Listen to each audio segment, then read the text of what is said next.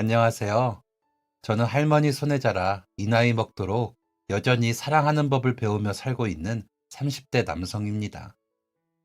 저희 할머니께서는 혼자 몸으로 제가 아주 어렸을 적부터 저를 업어 키워주신 정말 고마운 분입니다. 할머니께서는 지하철역이나 새벽시장 앞에서 김밥을 파는 분이셨어요. 안에 들어있는 재료는 평범하고 별것 없어도 그 맛은 훌륭했습니다. 시대가 발전하고 온갖 다양한 재료가 들어간 값비싼 김밥들이 줄지어 나와도 제 입맛엔 저희 할머니가 해주셨던 그 김밥이 최고였습니다. 평범하지만 이상하리만큼 맛나고 구수했던 그 김밥. 그 김밥보다 맛있는 김밥은 세상에 없었어요. 할머니께서는 늘 아침이 찾아오지 않은 이른 새벽부터 하루를 시작하셨습니다. 제가 이불을 코끝까지 올려덮고 코를 요란하게 골며 단잠에 빠져 있을 때 이부자리와 몇 발자국 떨어지지 않은 주방에서는 늘 사각사각 칼로 재료를 바삐 써는 할머니가 계셨어요. 그 작은 소리마저 달콤한 잠에 빠진 손자를 깨우는 불청객이 될까. 할머니께서는 조심스러워 하셨습니다.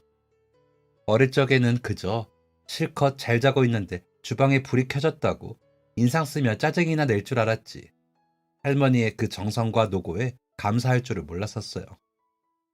할머니께서 밖으로 가져다 파는 음식이 김밥이라서 그랬겠지만 저의 저녁 메뉴는 대부분 늘 김밥이었답니다. 이곳저곳을 전전하며 손님들에게 하루 종일 팔다 남은 김밥은 멀쩡한 곳 없이 어딘가 터져 있거나 살짝 쉬어 있기도 했었어요. 그런데도 할머니께서는 그 김밥들 중에서도 가장 예쁘고 가장 맛있는 걸 골라 제 앞접시에 놓아주셨습니다. 할머니, 또 김밥이야? 나 김밥 그만 먹고 싶은데. 눈치 없이 칭얼거리는 저에게 할머니는 한 번도 꾸지람을 하지 않으셨어요. 야, 이놈아! 김밥밖에 없는데 김밥이 먹기 싫으면 어떡해? 하고 말씀하시면서도 냉장고 깊숙이 숨겨둔 분홍 소시지를 얇게 잘라 계란물을 입혀 맛있게 구워주시곤 했죠. 매일 다 터져버린 김밥만 먹고 또 먹다가 가끔 그렇게 구워주시는 분홍 소시지를 먹으면 그게 얼마나 맛있었는지 몰라요. 야들야들하고 부드러워 몇 번 씹지 않아도 목구멍으로 금방 넘어가는 것도 모자라 할머니가 소시지를 아끼려고 얇고 얇게 썰어주신 바람에 더 애틋한 마음으로 아껴 먹었습니다. 팍팍 먹지 않고 왜 깨작거리느냐고, 맛이 없어 그러느냐고 할머니께서 저를 미안한 눈으로 바라보실 때면 저는 속으로 생각했었습니다. 할머니는 참 내 속도 모르신다 라고 말이에요. 정작 속을 들여다볼 줄 모르는 사람은 저라는 것도 몰랐어요. 그래도 저는 할머니가 좋았습니다. 저희 할머니만큼 저를 잘 알고 제게 잘해주는 사람은 없었기 때문이었죠. 물론 다른 친구들처럼 엄마 아빠가 곁에 있어줘야 할 나이에 엄마 아빠 대신 할머니 한 분만 계시다는 것이 저의 약점이라면 약점이기도 했습니다. 하지만 꼭 엄마 아빠가 있는 것만이 강점이 되는 것은 아니더라고요. 다른 사람 1000트럭을 가져다 준다 해도 저는 우리 할머니 하나와 바꿀 수 없었습니다. 제가 그것을 깨닫게 된 것은 초등학교 때였어요. 새학년이 되면서 새로운 친구들을 사귀던 때, 그때는 친구들끼리 번갈아 가며 햄버거 가게에서 생일 파티를 했었답니다. 언제 어디서 누가 만들어낸 유행인 건지는 몰라도 그걸 하는 문화 자체는 제게는 곤욕이었어요. 조용하고 말없는 성격이어도 친구들이 제법 많았던 저는 한 달이 지나기가 무섭게 책상 위에 생일 초대장이 쌓여 있었습니다. 그렇게 유명했던 햄버거 가게에서는 매달마다 친구들의 생일 파티가 열렸어요. 그럼 그 생일 파티에 빈손으로 가느냐? 아닙니다. 엄마들이 챙겨준 예쁘게 포장한 생일 선물을 생일 주인공에게 건네야 했답니다. 저는 당연하게도 늘 빈손이었습니다. 초대장을 받았으니 생일 파티에 참여는 했어요. 친구들이 시경이 너는 왜 생일 선물을 한 번도 주지 않는 거냐고 따졌지만 그럴 때마다 저는 머쓱한 웃음을 지으며 둘러대곤 했어요. 깜빡하고 집에 두고 왔다. 깜빡하고 선물을 못 샀다. 깜빡하고 버스에 두고 내렸다. 친구들은 네 생일에 두고 보자며 이를 갈았고, 그렇게 제가 제일 원하지 않았던 날은 결국엔 찾아오고 말았죠. 제 생일을 저보다 더 기다렸던 아이들은 교실에 있던 달력에 친히 동그라미까지 그려가며 그날을 기다렸습니다. 시경아, 나 네 생일날 햄버거에 감자튀김 엄청 많이 먹을게. 피할 궁리만 짜던 저는 그날로부터 도망칠 계획을 짜는 것에 실패했고, 생일을 이틀 남겨두고 울며 겨자 먹는 심정으로 할머니께 말씀드렸었어요. 우리 시경이 생일날 할미랑 뭐 하고 싶냐? 하고 물으시는 할머니께 두 눈을 꼭 감고 티셔츠를 손에 꽉 말아쥐고서, 할머니, 나 이번 생일에 친구들이랑 생일 파티 해줘. 제 말에 할머니께서는 두 눈을 끔뻑끔뻑 느리게 감았다 뜨셨습니다. 아마 안 된다고 미안하다고 하시겠지? 하며 몸에 힘을 풀던 그 순간이었습니다. 할머니께서 손뼉을 치시면서, 그래, 이 할미가 우리 손주 생일잔치 열어주마 라고 하시는 것이 아니겠습니까? 저는 할머니를 부둥켜 안고 기뻐했다가 다음날 학교로 가자마자 아이들에게 둘러싸여 생일 파티를 할 거라고 소문을 퍼뜨렸습니다. 애들은 저마다 불고기 버거에 감자튀김 이야기를 했었죠. 저 역시 드디어 나도 생일 파티를 한다는 생각에 어깨가 으쓱했었습니다. 그런데 그날 학교를 마치고 집에 돌아갔다가 깜짝 놀라고 말았어요. 할머니께서 뭘 하시는지 주방이 엉망이 되어 있었기 때문이었습니다. 할머니, 뭐해? 이게 다 뭐야? 여쭸더니 할머니께서는 제 질문이 도통 무슨 뜻인지 모르겠다는 눈을 하고서 말씀하셨어요. 내일이면 제 친구들을 불러서 생일 파티를 해야 하니까 미리 반찬이랑 먹을 것들을 만들고 계시는 거라고 말입니다. 저는 그 자리에 얼어붙고 말았습니다. 그때의 기분을 솔직하게 말하자면 대실망이었어요. 그래서 할머니께 상처될 말들을 하고 말았습니다. 할머니, 바보야? 이거 아닌데.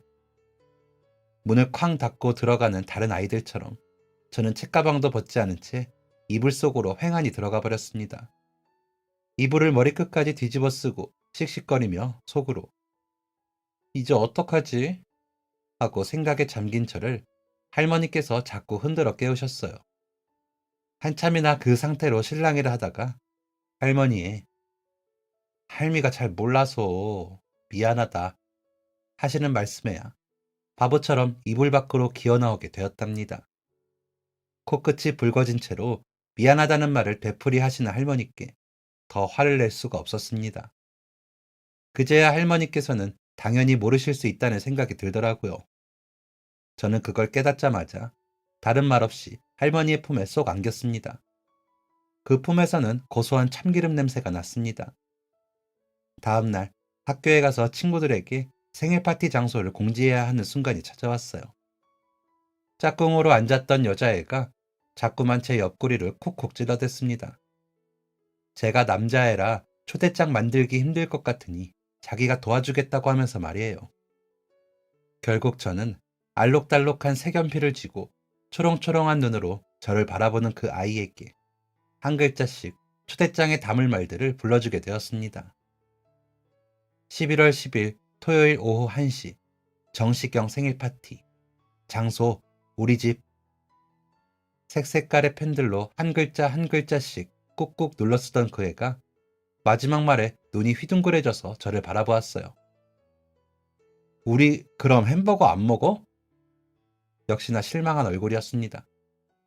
저는 고개를 조용히 끄덕였어요. 우리 할머니가 맛있는 거 해준대. 그 말도 차마 뱉지 못했습니다.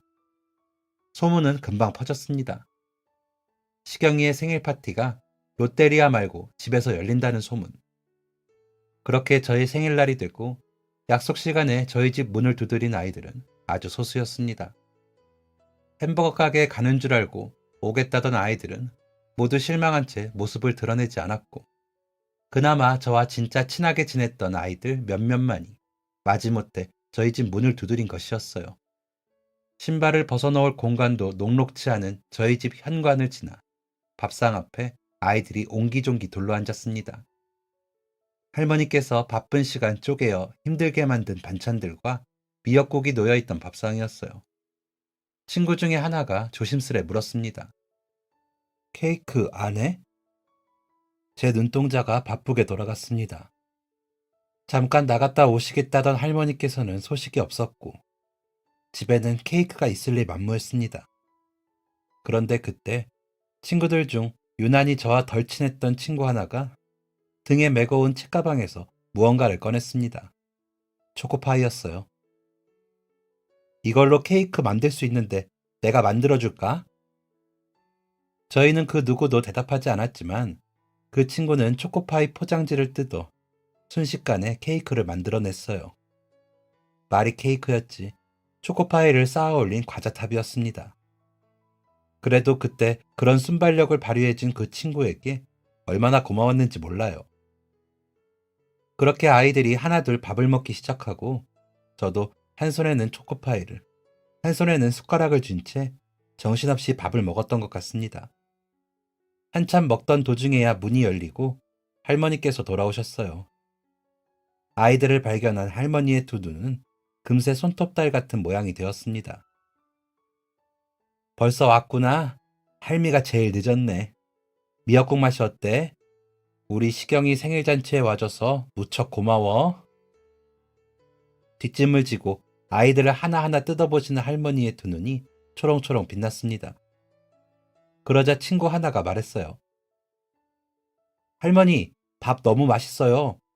원래 생일은 햄버거 먹는 날인데 저는 햄버거보다 할머니 밥이 훨씬 맛있어요. 그래서 시경이 부러워요. 그치, 얘들아? 저는 그저 저희 할머니 밥이 햄버거보다 맛있다는 소리에 뿌듯하기만 했었습니다. 그때 할머니께서 웃으며 등 뒤에서 케이크를 꺼내셨어요.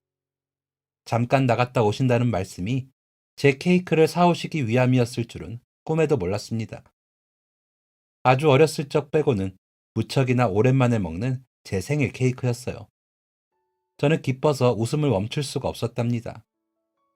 그렇게 정신없이 케이크를 우걱우걱 퍼먹고 나니 친구들이 돌아갈 시간이 되었어요. 친구들이 써온 편지들을 읽으며 저는 그렇게 행복한 잠에 들었습니다.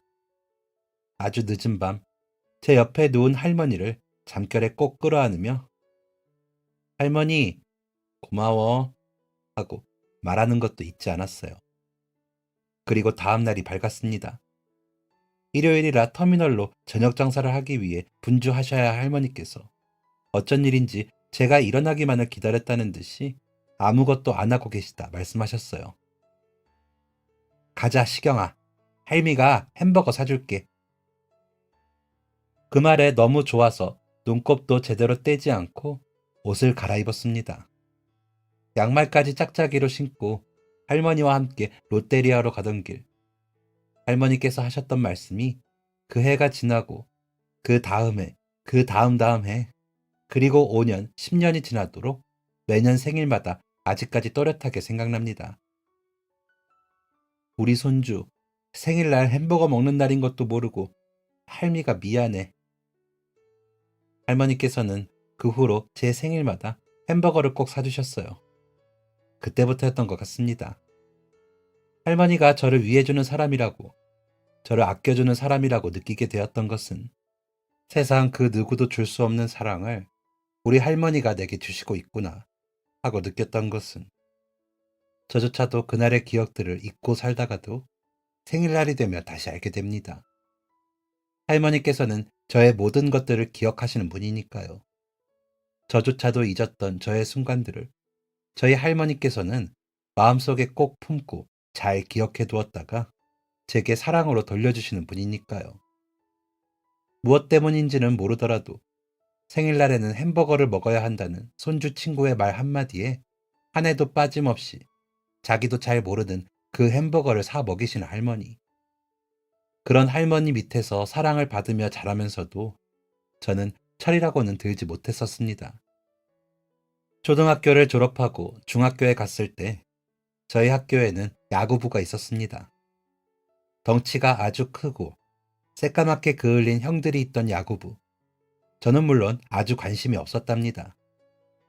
운동이라고는 잘 알지도 못하고 제대로 해본 적도 없어서 피부가 햇볕에 그을릴 일도 없어 하얀 피부였던 저였으니까요. 그런데 어느 날 할머니를 따라 일찍 일어났다가 할 일이 없어 등교를 평소보다 빨리 하게 됐는데 운동장에 야구부 선배 하나를 만나게 되었습니다.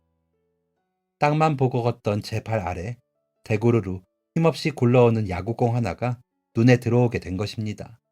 저는 주변에 누가 있다는 생각도 하지 못하고 그 공을 발로 툭툭 집어차면서 앞으로 계속해서 걸어갔습니다. 그런데 그때 누군가 저를 향해 소리치더군요. 어이, 거기 1학년. 야구공 발로 그만 차고 좀 던져줄래? 그 소리에 놀라서 고개를 들고 보니 야구부 선배가 양쪽 어깨에 가득 짐을 짊어지고 인상을 쓰고 있었어요. 아무래도 야구공이 그 선배의 가방에 열린 지퍼 틈 사이로 빠져나온 모양이었습니다. 저는 바짝 긴장한 채 그 공을 힘껏 선배에게로 던졌어요. 그런데 그 선배가 대뜸 저를 향해 심한 말을 퍼붓는 것입니다. 야, 너 나 죽이려고 환장했냐? 너 거기 서서 딱 기다려. 한 발자국이라도 움직이면 진짜 죽을 줄 알아. 선배가 어깨에 짊어진 짐들을 내팽개치고 운동장으로 뛰어오기 시작했어요. 바짝 긴장한 저는 애꿎은 교복 소매만 뜯어댔습니다. 나한테 손찌검이라도 하면 어쩌지? 잘못했다고 싹싹 빌까? 아니, 무릎이라도 꿇어야 하나? 어떻게 해야 할지 도저히 생각이 나질 않아 당황스러웠어요. 그냥 멀리 떨어진 거리이니 힘껏 던져주려던 것뿐인데 나름 선배가 잘 받으셨으니 저도 잘 던져준 것이라고 생각했었는데 아무래도 너무 세게 던졌나 봅니다. 당황스러워 어쩔 줄을 모르고 서 있었습니다. 그런데 그때 제 앞으로 씩씩대며 달려온 선배가 건넨 첫마디는 저를 더 당황하게 만들었습니다. 너 임마 뭐 하는 놈이야? 야구 배웠냐? 야구를 배웠냐고 묻는 선배의 얼굴은 장난기가 하나도 없었습니다. 그 진지한 얼굴에 저는 괜히 더 바짝 얼어붙고 말았어요. 때마침 선배의 뒤로 다른 선배 하나가 더 다가오기까지 했습니다. 졸지에 저는 두 선배를 앞에 두고 야구공을 쥔 채 운동장 위에 서게 됐죠. 야구의 야자도 모르는 제가 공을 잘 던지는 방법 따위를 알고 있을 리 만무했습니다. 그래도 그냥 방금처럼만 힘껏 던져보라는 선배의 말에 힘입어 선배들을 향해 공을 힘껏 던졌어요. 글러브를 끼고 있던 선배의 손에 공이 착 하고 감기는 소리가 들려왔습니다. 질끈 감았던 눈을 뜨니 선배들이 제 이름과 학번을 물어왔습니다. 너 우리랑 야구 같이 안 할래? 생각 있으면 이쪽으로 전화줘. 선배들이 가고 난 후에도 저는 손바닥에 적힌 전화번호를 보며 멍하니 운동장 한가운데에 서 있었습니다. 선배, 제가 잘하나요? 그걸 묻지 못한 것이 너무 바보 같다고 생각했었습니다. 그렇게 자연스레 묻지 못한 꿈은 마음속에 묻어두게 되었습니다. 꿈이랄 것도 없이 잠시 반짝했던 환상 같은 것이었지만요. 평소에 야구에 관심도 없던 저였습니다. 그랬기 때문에 호기심이나 미련 같은 것도 없었고요. 쭉 그랬어야 했습니다. 그랬어야 했는데 네가 시경이냐? 그런 제 앞에 거짓말처럼 야구부 코치님이 제 발로 찾아오셨습니다. 결국 저는 야구부에 끌려가다시피 해서 공을 던졌어요. 한 개 던지고 나면 마지막으로 딱 하나만 더 던져보라고 하던 코치님. 그런 식으로 총 몇 개의 공을 던지고 또 던졌는지 모르겠습니다. 그러던 저는 마침내 감독님 앞에까지 서게 되었고 그 결과 야구부에 들어오라는 말을 듣게 되었습니다. 웃음이 났어요. 무슨 상황인지 도통 실감도 나지를 않았습니다. 야구부에 사람이 그렇게 없어요? 저같이 야구 모르는 애를 왜? 저희 집에 돈도 없어요. 상황 자체가 믿어지지 않았고 실감이 나질 않았었어요. 그래서 굳이 하지 않아도 되는 말들까지 해버렸었습니다. 그런데도 감독님은 포기하지 않으셨어요. 부모님께는 감독님이 직접 말씀드리고 허락 받아오시겠노라고까지 하셨습니다. 저 부모님 안 계시고 할머니랑 둘이 살아요. 라고 대답을 하려던 저는 입을 다물었습니다. 어디 한번 감독님께서 저희 집에 오셔서 직접 보시라는 그런 의미였습니다. 한마디 말을 덧붙이는 것보다 직접 보시는 게 포기가 빠를 것 같아서였습니다. 그 일로 인해 저도 괜히 마음에 바람드는 것 같아 정말 싫었습니다. 야구선수라니. 평소에는 생각해 본 적도 없었는데 그 단어 하나에 괜히 멋있는 상상을 하게 되는 제가 정말 싫었습니다. 그런데 최종적으로 보았을 때 그렇게 해서는 안 됐었던 것입니다. 감독님을 만나 뵙게 된 할머니께서는 손주가 야구에 소질이 있다 라는 소리에 저만큼이나 환상을 품으시게 되어버렸거든요. 처음에는 저처럼 의심을 하시다가 시경이가 공을 정말 잘 던진다고 한번 훈련 받아보고 그러고 나서도 정 안 될 것 같은 마음이면 그때는 더 붙잡지 않겠다는 감독님의 부탁에 결국 고개를 끄덕이셨습니다. 저는 당연히 할머니의 등살에 떠밀렸습니다. 억지로 훈련을 나가고 힘든 훈련에 눈물이 핑 돌 때면 할머니를 떠올렸어요. 시경아, 선생님 보시기에 네가 그렇게 잘한다는데 너 싫지만 않으면 한번 해봐라. 할미 궁금하다. 우리 손주 얼마나 잘하는지. 제가 잘하는 것이 있다는 걸 할머니께 증명할 수 있는 기회이기도 했습니다. 공부도 잘 못하고 딱히 특별하게 잘하는 게 없었던 저는 초등학교 내내 장려상이나 개근상 말고는 받아온 상장도 없는 아이였습니다. 그런데 누군가로부터 시경이 잘합니다 하는 소리를 듣고서 그토록 좋아하시니 한번 해봐야겠다는 생각이 들었습니다. 그래서 할머니를 떠올리며 힘든 훈련을 참고 또 참았어요. 훈련이 계속해서 저를 힘들게만 했더라면 얼마나 좋았을까요? 결국 저는 야구가 좋아져 버리게 되었답니다. 저 스스로 제가 잘한다는 것을 알게 되니까 좋아하지 않을 수가 없었어요. 공을 던지는 일이, 경기를 하며 일어나는 수를 계산하는 일이 너무 재밌었습니다. 운동을 그렇게나 싫어하던 제가 그 넓은 운동장을 몇 바퀴를 뛰어도 웃음이 났습니다. 그렇게 저는 중학교 야구부에서 각광받는 꿈나무로 자라나게 되었습니다. 잠깐 해보기만 하려던 야구부 생활은 그렇게 고등학교에 가서마저도 저의 일상이 되어버린 것입니다. 야구를 하면서 성격도 많이 변했습니다. 조용하고 말없던 제가 활발하게 웃고 떠들게 되었어요. 아무래도 함께 야구를 하던 야구부 동료들 덕분이었던 것 같습니다. 몸은 힘들었지만 웃을 일이 많아졌고 그런 저의 변화를 할머니께서도 좋아해 주셨습니다. 우리 손주 야구하더니 얼굴에 웃음꽃이 피었다고, 밥도 예전보다 훨씬 잘 먹고 감기도 안 걸린다고 할머니께서는 무척이나 좋아하셨어요. 그렇게나 좋아하셨기에 그 뒤에 내면을 몰라봤었습니다. 운동선수가 되기 위한 과정이 드는 돈이 무시할 수 없을 정도로 많이 든다는 것을 고등학교에 가고 나서야 알게 되었어요. 그런데 그렇게 할머니께서 저 하나 야구선수 만들겠다고 얼마나 고생하고 계시는지 뻔히 알면서도 저는 야구선수의 꿈을 접을 수가 없었습니다.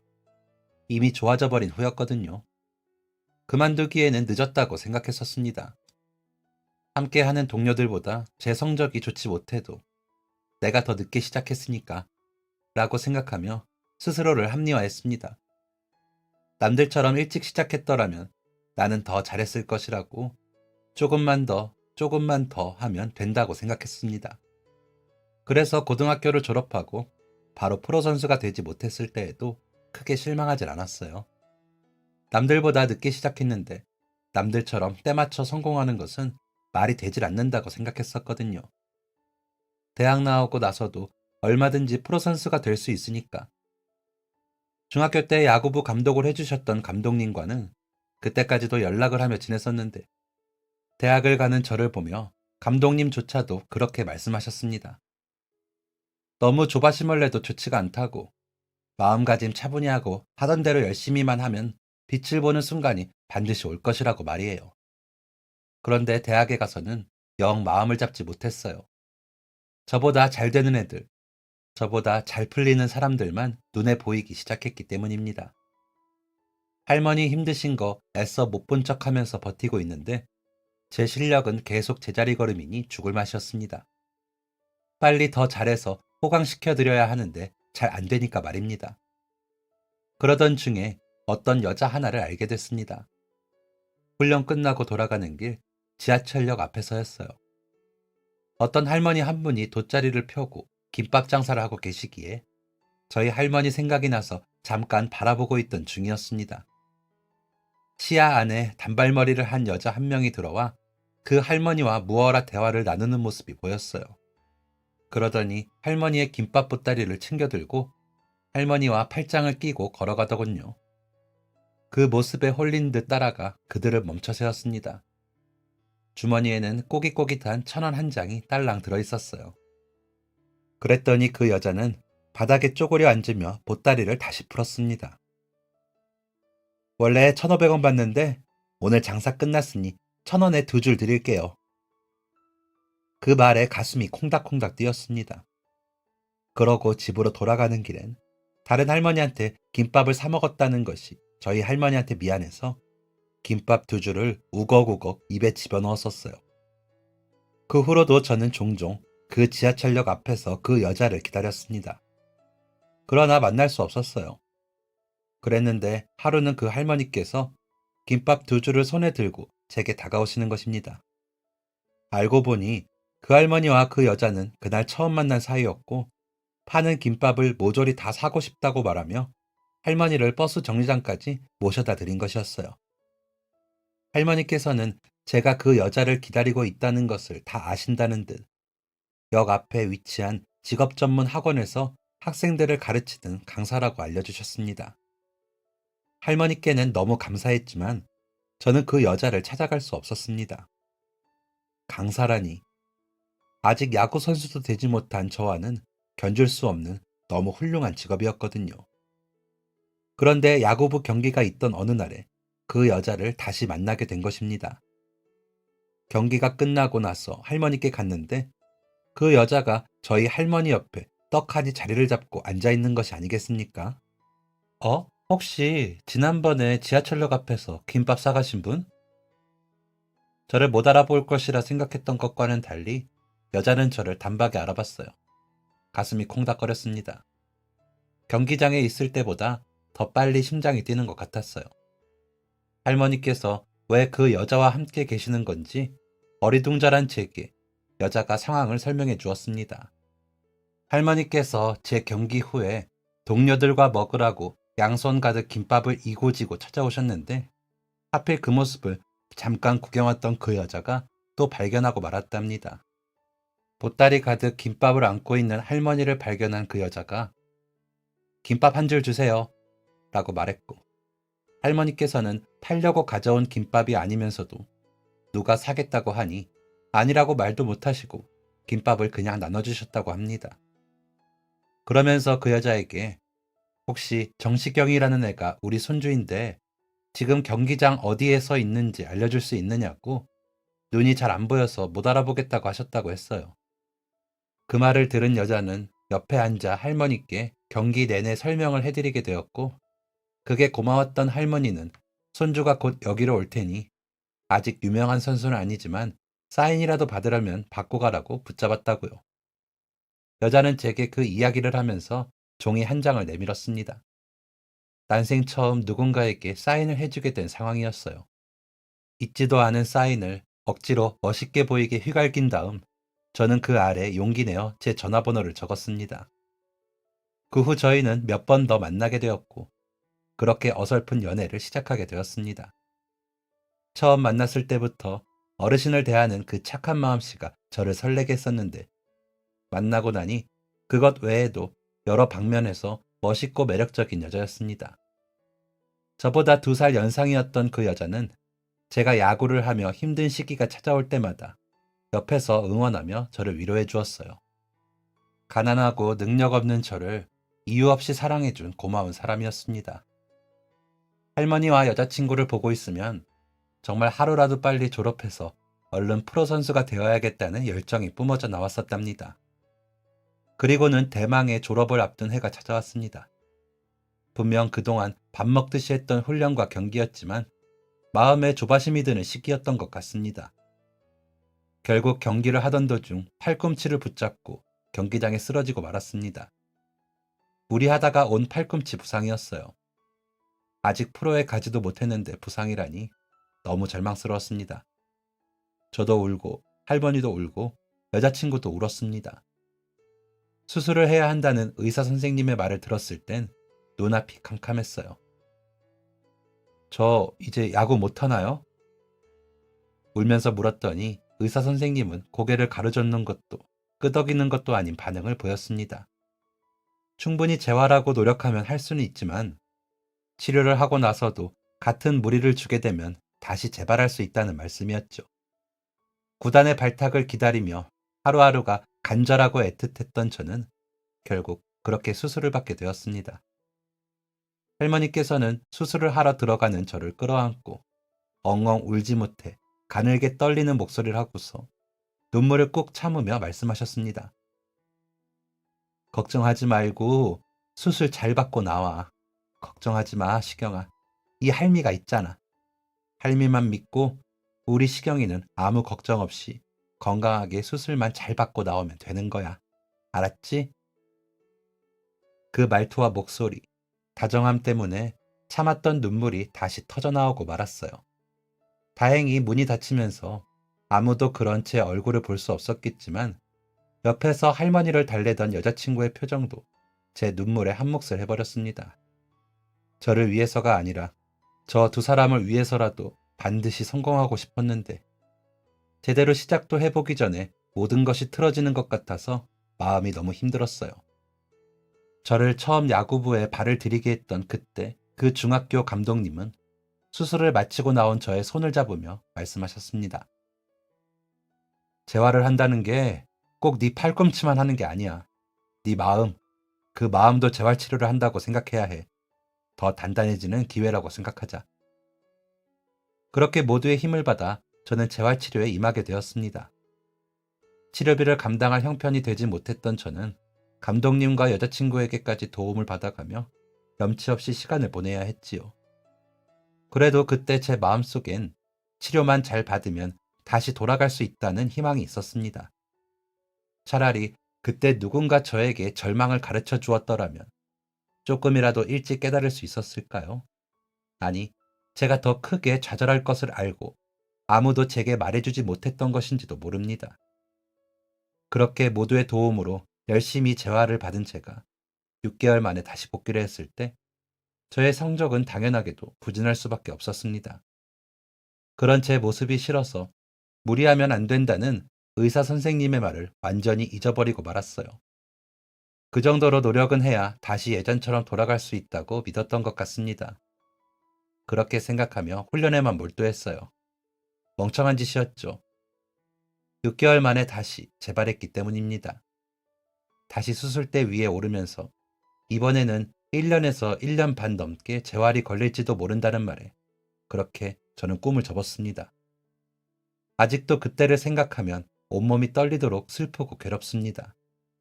시간도 시간이었지만 제 형편에 시작도 하기 전부터 재활에만 그렇게 많은 돈을 쏟는다는 것이 말이 되질 않는다고 생각했습니다.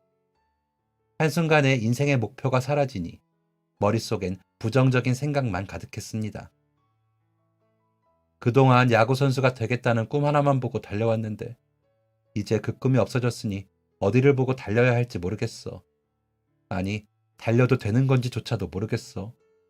함부로 달렸다가 또 꿈을 이룰까봐 나 자신을 잃을 것 같아. 저는 여자친구에게 그런 부정적인 말들을 끊임없이 늘어놓았습니다. 듣는 사람도 괴로울 수 있다는 것을 알면서도 저 자신을 비관하는 것을 멈출 수가 없었어요. 제 수술을 받고 병원에 있는 동안 다시 일어설 수 있다고 용기를 주러왔던 감독님을 붙잡고 할머니께서 하시던 말씀을 잊을 수가 없습니다. 우리 시경이 야구선수 만들어준다며, 우리 시경이 건강하게 웃으면서 지낼 수 있게 해준다며, 이게 당신이 말한 건강하고 웃는 모습이요? 내 손주 어쩔 거야? 저 어린 놈 인생 이제 어떡하면 좋아? 어떡하란 말입니까? 어떡하란 말? 결국은 무너지며 엉엉 눈물을 흘리시던 할머니와 그 앞에 죄인처럼 서서 연신 죄송하다고 하시던 감독님.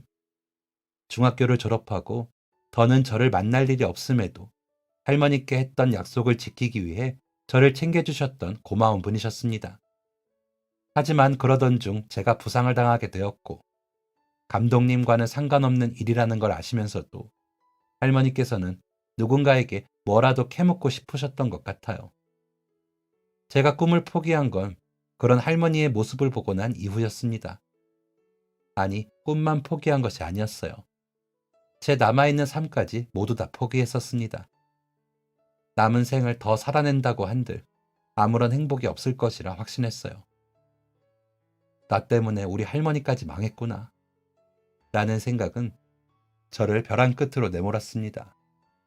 모든 것이 다 제 잘못이니 저만 사라지면 되겠다는 생각이 들었었어요. 그렇게 안 좋은 생각을 마음에 품고 마지막으로 할머니와 식사를 했습니다. 여전히 울다 지친 얼굴에 퉁퉁 부어버린 할머니의 두 눈은 가슴이 찢어지다 못해 가루가 되도록 갈리는 기분이었습니다. 할머니, 내가 진짜 미안해. 다 잘못했어. 저의 마지막 사과에도 할머니께서는 시원하게 웃지 못하셨어요. 네 잘못이 아니야. 다 이 할미 탓이지. 미안해, 내 손주. 할미가 더 지켜줬어야 했는데.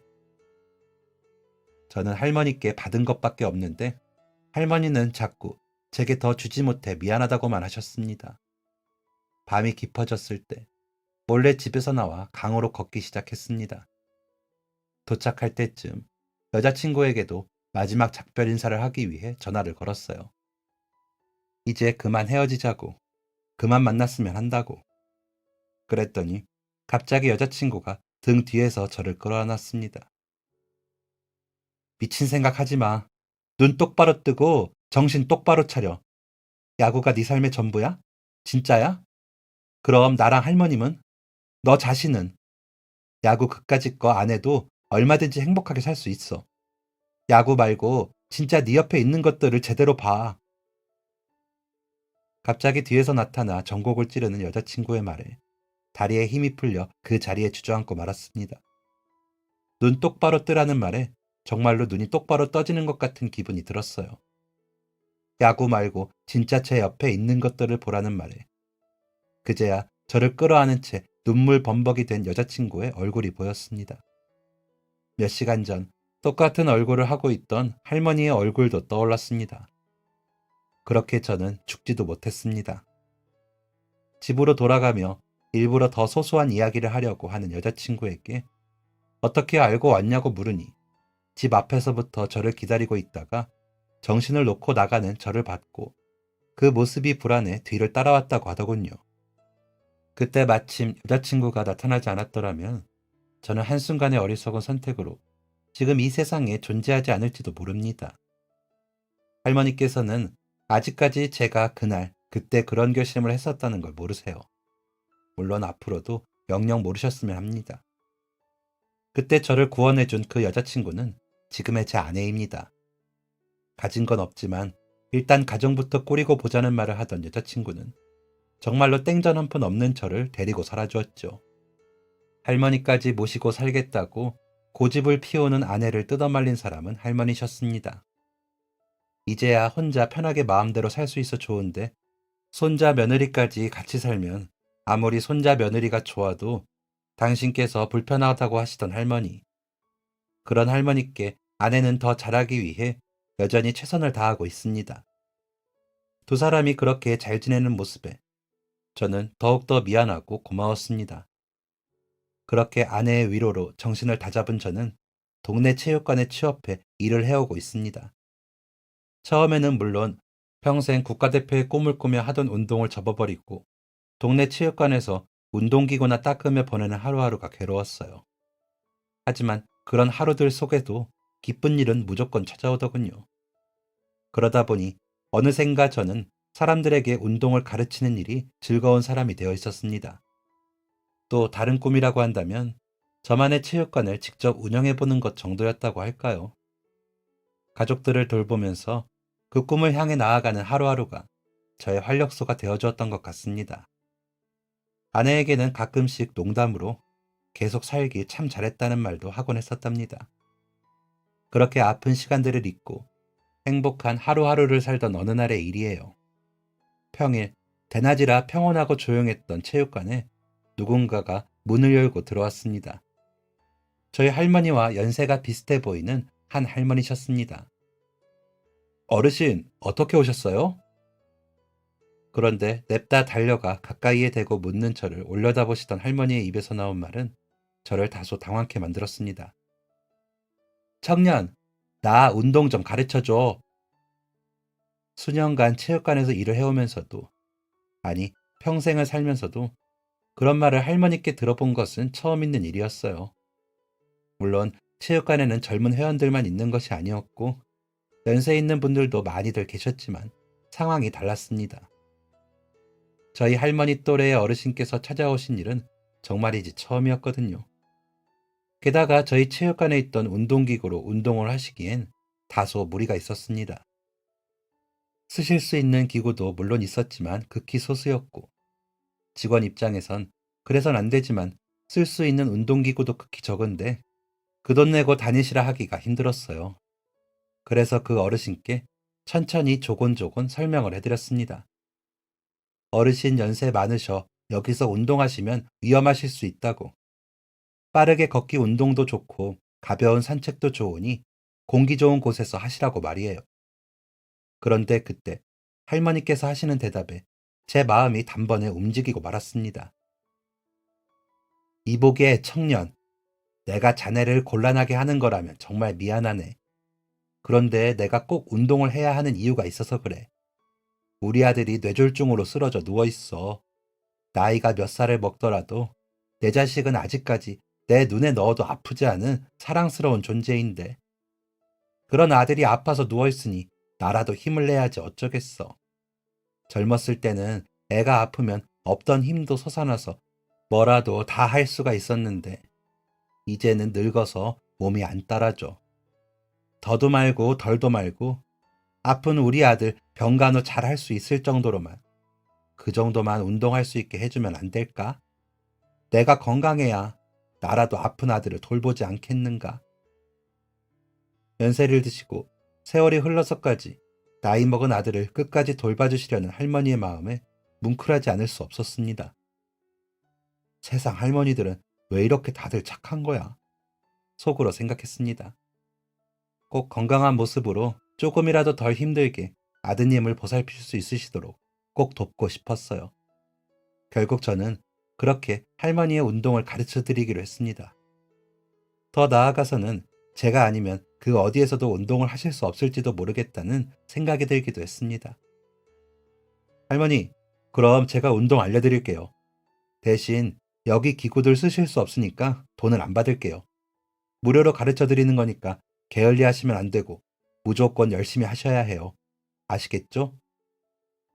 할머니께서는 고개를 힘차게 끄덕이셨습니다. 그 모습에 왠지 저도 활력이 솟아났었어요. 다행히 관장님께서도 그 사연을 듣고 뭉클하셨는지 흔쾌히 허락해 주셨답니다. 그 후 어르신께서는 매일매일 단 하루도 빠짐없이 체육관으로 아침 일찍 걸음하셨습니다. 체육관의 사람들이 가장 적은 시간에 특별한 기구가 없어도 맨몸으로 할 수 있는 간단한 운동부터 시작했어요. 평생 내내 식당에서 주방일을 해오신 탓에 팔꿈치도 아프고 저릿하다던 그 말씀에는 제가 재활치료를 받을 때 좋았었던 운동도 함께 알려드리기도 했었어요. 그러다 가끔 운동을 할 수 없을 정도로 힘든 마음에 기력이 없으실 때면 할머니 힘내시라고 저의 이야기도 들려드리곤 했습니다. 한때 제가 잘 나갈 뻔했던 야구선수였다고 2번이나 부상을 당하고 제대로 선수가 되어보지도 못하고 꿈을 접은 적이 있었는데 그때 가족들이 진짜 큰 힘이 되었었다고 말이에요. 그러면 그 이야기를 들은 어르신께서는 금방 기운을 차리시고 다시 운동에 열중하셨습니다.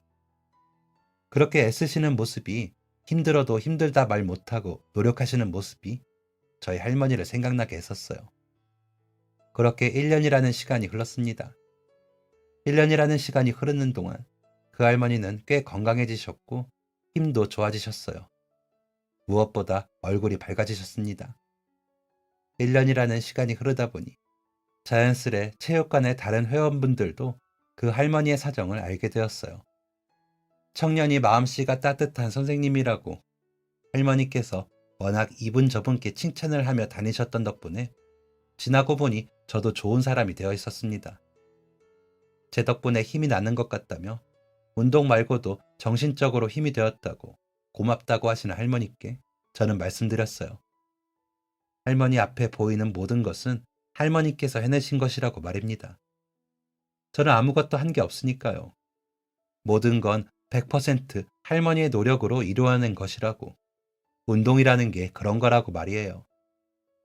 모르는 할머니의 슬픈 사연에 공짜로 운동을 가르쳐드리며 함께한 지 1년. 그렇게 또 다른 제 삶의 의미를 찾아가던 중 점점 늘어나는 회원수가 어쩐지 평소와는 다르다는 느낌이 들기 시작하더군요. 제가 관리하던 시간에는 저 혼자만으로도 충분했었는데 갑자기 회원이 걷잡을 수 없이 늘어나니 혼자 감당하기 어려운 지경이 찾아왔습니다. 대책 회의를 하던 관장님과 저는 이렇게 된 원인부터 찾기로 했고 새로 등록한 회원들 중 한 분을 붙잡고 어떻게 왔느냐 물으니 그 이유를 알 수 있었지요. 알고 보니 회원들 중 누군가가 익명으로 그 할머니와 저의 이야기를 인터넷에 올리게 되었고 그 사연을 보고 사람들이 하나둘 저희의 체육관을 찾기 시작한 것이었습니다. 그랬던 것이 이렇게나 많은 회원들을 불러 모았고 각자의 이야기가 있는 사람들이 모여 저는 저의 막연한 꿈이었던 저만의 체육관을 갖는 것에 성공하게 되었답니다. 처음에 꿈을 이루는 것에는 실패하고 그 쓴맛을 보았지만 이제야 성공의 단맛을 보게 된 것입니다. 어르신께서는 지금도 여전히 체육관으로 나와 운동을 하십니다.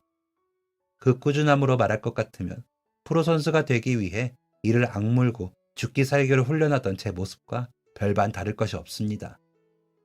그 할머니와 저는 어쩌면 같은 목표를 향해 가고 있는 것인지도 모릅니다.